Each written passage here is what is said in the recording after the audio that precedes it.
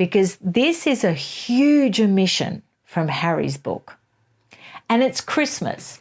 It's that Christmas at Sandringham where Meghan was invited, but she wasn't married yet to Harry.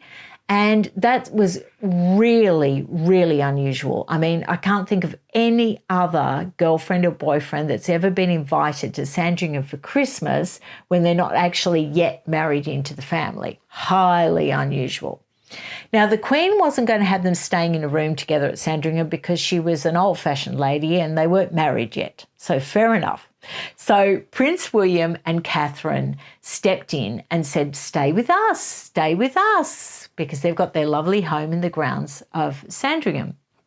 So, or I don't know if it's in the grounds or if it's nearby. I think it might be nearby. I'll have to look that up. Sorry for not knowing. But anyway, they invited Prince Harry and Meghan to stay with them for Christmas. Now, that's a generous offer, isn't it? To spend Christmas, the new girlfriend and the brother, to come spend Christmas with us and our kids.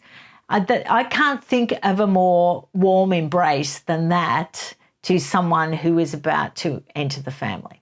So they have Christmas at William and Kate's. Now, Harry does not even mention that in his book.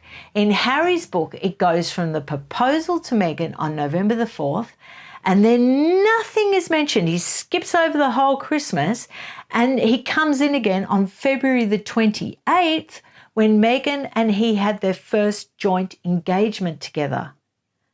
Now, how did that get past the edit? How did that get past the edit?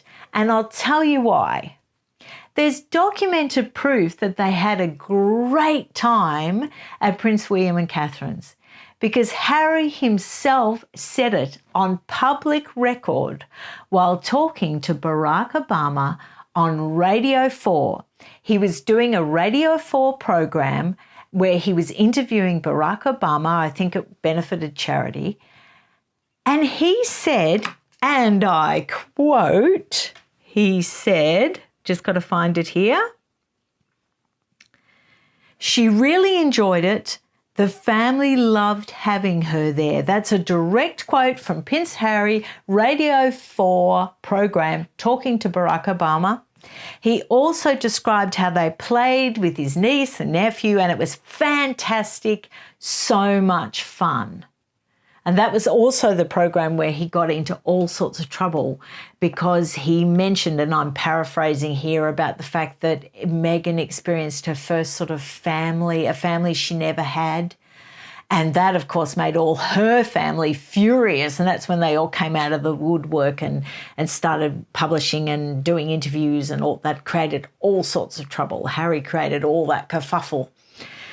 So isn't it awful that a story that he could have included where Prince William and Catherine did warmly embrace Meghan, did open their home to her, did allow her and Harry to spend Christmas with them and their children, and it wasn't just the day, it was several days, they stayed over.